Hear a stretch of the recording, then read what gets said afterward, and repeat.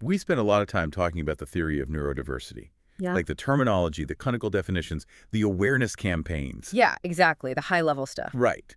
But there's this massive disconnect between an abstract medical definition and, well, the reality of a chaotic Tuesday morning inside a middle school classroom. Oh, absolutely. I mean, imagine a student trying to navigate sensory overload while 30 other kids are scraping their chairs. And the bell is ringing and an algebra test is being passed out. It's just a lot. The modern K-12 environment is, frankly, an intense pressure cooker. We build these spaces for a very specific type of neurological processing. Right. And when a student doesn't process the world in that exact way, the friction isn't just academic, it is deeply systemic. Okay, let's unpack this. Because today we are looking at a stack of sources that, honestly, moves us completely past the buzzwords. Which is refreshing. It really is. Mm. We are zeroing in on the intersection of autism spectrum disorder education and a highly specific school wellness initiative operating down in Georgia called MentalSpace School. Yeah, and the mission for you listening today isn't to just rehash basic symptoms. No, not at all.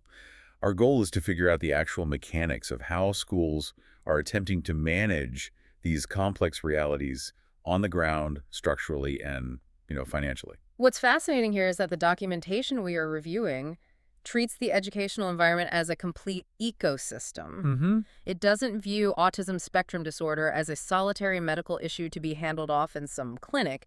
It acknowledges that the school itself has to become an integrated part of the healthcare delivery system. Which is a huge shift. Yeah. But I think we should establish the scope of what we're dealing with first. Yeah, that makes sense. So, according to the 2023 CDC data in our notes, about 1 in 36 U.S. children is identified with ASD. Wow. 1 in 36. Yeah. So that means in a standard school, you aren't just encountering neurodivergence occasionally. It is a fundamental, everyday reality of the student body. It is entirely mainstream, yet our diagnostic and support structures historically just haven't treated it that way. Right. The sources highlight 2 core feature sets of ASD that are presenting in these classrooms. First, there's the persistent differences in social communication. So struggling with the reciprocal nature of conversation, or maybe reading nonverbal cues? Exactly. And second, the restricted, repetitive patterns of behavior, which includes intense sensory sensitivities or an insistence on sameness. I think anyone who follows neurodevelopment is at least somewhat familiar with those broad categories. But how does that actually manifest when a teacher is looking out at a room of 30 students? Well, the notes repeatedly emphasize the word spectrum, pointing out that no 2 students present identically. To help visualize that variability, I kind of look at it like a massive audio soundboard. Oh, I like that analogy. Yeah, imagine every single student is born with a complex mental soundboard, and all the sliders are set to totally different frequencies. Right. So one student might have the sensory sensitivity slider pushed all the way up to a 10. To them, the hum of an overhead fluorescent light isn't just annoying. It feels physically overwhelming. Like standing next to a jet engine. Exactly. But maybe their reading nonverbal cues slider is perfectly at the mid-range. And then another student might have their intensely focused interests slider maxed out, but they have absolutely 0 sensory issues. Right, so every profile is entirely unique. But the sources note a really troubling pattern regarding those profiles. Yeah, they do. It mentions that while ASD is present from early childhood, the actual identification is frequently delayed. And it specifically points out that this delay disproportionately affects girls and Black or Latino children. Which is a huge issue. Why are those specific demographics slipping through the cracks? It actually comes back to your soundboard analogy. For decades, the clinical baseline of what autism was, supposed to look like was modeled almost exclusively on young white boys. Ah. So if a young girl or a Black child has their soundboard configured differently, perhaps their communication differences present more subtly. Or maybe they've learned to actively mask their symptoms to fit in socially. Exactly. And because of that, the adults simply don't see it. The condition is there, the friction is there, but the specific presentation doesn't trigger the traditional alarm bells. They are essentially playing a tune the adults haven't been trained to listen for. which creates a massive systemic blind spot in early identification. And the downstream effect of that blind spot is that these students end up sitting in a classroom completely unaccommodated, experiencing compounding levels of stress. So the school inadvertently becomes the front line for managing undiagnosed neurodivergence. Unfortunately, yes. Well, let's look at how the schools are supposed to handle that. Our sources list a pretty wide array of school-based supports. Let's hear them. We see speech and language therapy, occupational therapy for sensory needs, and early behavioral interventions. We also see references to legal frameworks like IEPs and 504 accommodations. Right, the alphabet soup of education. Exactly. We hear those acronyms thrown around all the time, but for those listening who don't work in a school, what is the functional difference on the ground? Functionally, an IEP, an individualized education program, is a highly specific, legally binding map for a student who requires specialized instruction to make academic progress. Okay. It dictates distinct educational goals and the specialized services required to meet them. A 504 plan, on the other hand, comes from Section 504 of the Rehabilitation Act. It's really about removing roadblocks. So accommodations. Right. It provides accommodations like extra time on tests or allowing a student to wear noise-canceling headphones so they can access the general education curriculum just like anyone else. Okay, so what does this all mean for the standard K-12 educator? Honestly, looking at the sheer volume of these interventions, it sounds like an unsustainable burden. It can be. I mean, a high school history teacher is trained to teach history. Yeah. If a student is having a silent panic attack because of sensory overload or needs complex behavioral redirection, you're asking that teacher to suddenly become a trained occupational therapist. Yeah, and a psychologist. Right, while still managing 29 other teenagers. Well, the sources actually address that exact tension point by drawing a very strict, non-negotiable boundary. Oh, really? Yes. The school environment is responsible for providing the daily supports and accommodations, the IEPs, the 504s, the sensory tools, but the actual identification and diagnosis. Where does that fall? The text explicitly states that must come from a licensed clinical team. We are talking about a pediatric neuropsychologist, a developmental pediatrician, or a licensed psychologist. So the burden of diagnosis is purely clinical. Exactly. Teachers are educators, they are not diagnosticians. To ask them to clinically evaluate a student's neurodevelopmental profile is both unfair to the teacher and detrimental to the student. That makes total sense. Yeah. They need licensed clinical recommendations to tell them how to set up the accommodations in the first place. Precisely. But, I mean, that creates a massive logistical nightmare. If schools legally and functionally need high-level clinical backing to support these students, but teachers cannot be the therapists, how does a school practically get that support into the building? That is the million-dollar question. Because wait lists for pediatric neuropsychologists can be over a year long, and a standard school counselor simply doesn't have the bandwidth or the clinical licensure to diagnose and treat complex ASD, let alone co-occurring trauma. This is the exact bottleneck that has historically broken the system. Schools have been expected to manage the symptoms of a clinical issue without any integrated clinical infrastructure. Which brings us to the Georgia Sources and MentalSpace School, because this initiative is designed specifically to solve that logistical gap. And the way they are structurally doing it is a complete paradigm shift. It really is. MentalSpace School provides same-day teletherapy, and they actually assign dedicated therapist teams per school. They also handle crisis intervention and suicide prevention. Which is incredible on its own. Yeah, but here's where it gets really interesting. The initiative doesn't stop with the students. It actively includes staff wellness and family counseling. That ecosystem approach is absolutely vital. I mean, pulling a student out of class for 30 minutes of therapy only to drop them back into a stressed classroom with an overwhelmed teacher yields minimal results. Yeah, that makes sense. But I want to focus on the mechanics of this for a second, because same-day teletherapy inside a school sounds kind of chaotic. It does sound like it could be. Right. How does a student actually do therapy during the school day without turning the school into a hospital? Well, it relies entirely on minimizing friction. Instead of a parent having to take a half day off work, pull the child out of school, drive across town, sit in a waiting room, and disrupt the entire academic day. Which is a nightmare for everyone involved. Exactly.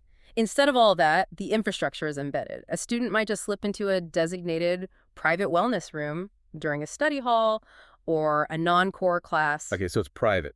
Very private. They log onto an iPad, connect directly with their dedicated licensed therapist for their session, and then transition smoothly right back into their day. The school provides the secure space, and MentalSpace provides the clinical licensure. So it bridges the gap between the classroom and the clinic.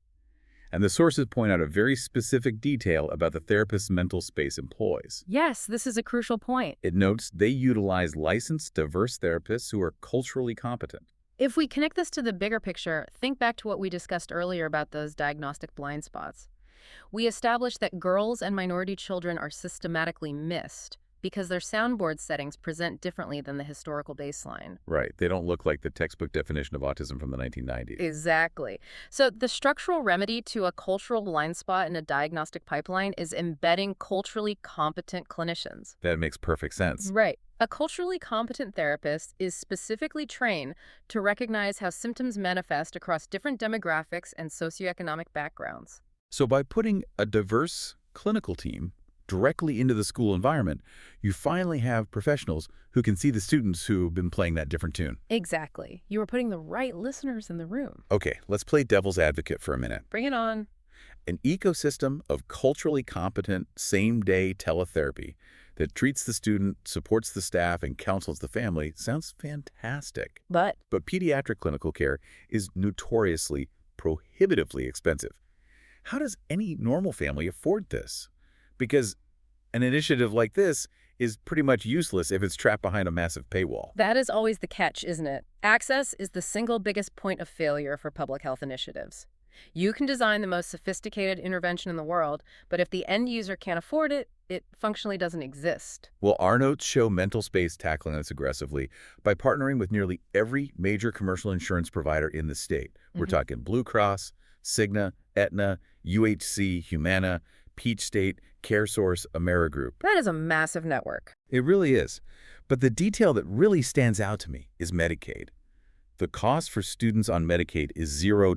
The $0 Medicaid detail is the linchpin of the entire program. Think of it like building a municipal water system. Okay, I'm tracking. A city can spend millions building a state-of-the-art reservoir, laying high-tech pipes to every single neighborhood, and ensuring the water is perfectly filtered. But if you install a meter on the tap that charges $50 a gallon, the fields are still going to dry up. That is a great way to put it. The infrastructure means nothing if the flow is restricted. Offering this at zero cost for Medicaid completely removes the meter. It takes specialized clinical support from a luxury service and turns it into a baseline utility. And by making it fully HIPAA and FERPA compliant, they remove the institutional friction as well. Right, the privacy side of things. Exactly. The schools are assured that medical and educational privacy laws are strictly maintained, which allows the administration to actually fully endorse the integration without legal fear. Speaking of administration, the notes highlight that adopting this model supports the upcoming HB 268 compliance deadline in July 2026. Which is coming up fast. Yeah, and for our listeners outside of Georgia, HB 268 is a legislative push focused heavily on school safety and student wellness. It essentially mandates that schools have concrete, actionable frameworks in place to support student mental health. It signals a real shift from treating student wellness as a nice-to-have bonus to recognizing it as a legal and structural necessity. Right. Administrators aren't just adopting models like MentalSpace purely out of goodwill anymore. They are leveraging them to meet hard legislative mandates. So we have the theory, the mechanics, and the legislation. But I really want to look at the outcomes. Like, does it actually work? The data provided in the sources is striking. It really is. MentalSpace School's model yields an 85% family satisfaction rate. But more importantly, it shows a 92% reduction in student anxiety and an 89% improvement in attendance. This raises an important question about how we fundamentally view education. How so? Well, let's analyze that 89% improvement in attendance. Historically, the educational system views chronic absenteeism as a behavioral or disciplinary failure. The student is just labeled truant. Yeah, we assume they are skipping class to cause trouble, or maybe that the parents are just negligent. Right. We send letters home threatening detention or even legal action. We treat the symptom, the absence, with punishment. But look at the causality implied by this data. Okay. If providing a student with accessible, culturally competent, zero-cost mental health support reduces their anxiety by 92% and subsequently causes their attendance to jump by nearly 90%. Oh. We have to completely reevaluate why they were absent in the first place. Because they weren't skipping school because they were rebellious. No, they were skipping school because they were in distress. A massive portion of chronic school absence likely has nothing to do with truancy. It has to do with unaccommodated neurodivergence or an unaddressed mental health crisis. That is a staggering realization. Right. Imagine a student with high sensory sensitivities forced to navigate a loud, unpredictable environment with zero clinical support. It would be terrifying. Or a student dealing with severe co-occurring anxiety who feels entirely unseen. For those students, the simple act of walking through the school doors feels like an insurmountable threat. They aren't refusing to learn. They are fleeing an environment they are simply not equipped to survive in. When you look at the mechanism of school refusal through that lens, it completely rewrites the narrative. Completely. It's not a behavioral failure of the student, it's a structural failure of the environment. And by integrating clinical support directly into the building, MentalSpace is essentially retrofitting the environment so the student can actually stay in the room. It proves that emotional and psychological regulation is the absolute foundation of academic engagement. You cannot force a brain into a state of learning if the nervous system is in a state of survival. Which brings us to the end of a really eye-opening stack of research today. It's been quite a journey. It has. We started by mapping out the deeply individualized nature of autism spectrum disorder. We looked at that massive soundboard, realizing that the unique configuration of those sliders is exactly why so many kids, particularly girls and minority students, have historically been missed by a rigid diagnostic system. Right, and we established the friction of the modern classroom, noting that while teachers are expected to provide accommodations like IEPs and 504s, Which is a lot to ask. it is, they cannot and should not be burdened with the task of clinical diagnosis. And finally, we explored how the Georgia MentalSpace school model is actively bridging that gap.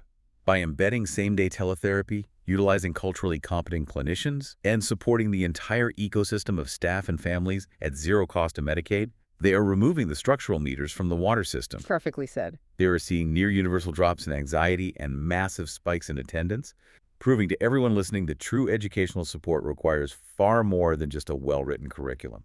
It requires a profound shift in infrastructure. And I want to leave you with a final thought to ponder, building on everything we've explored today. Okay, let's hear it.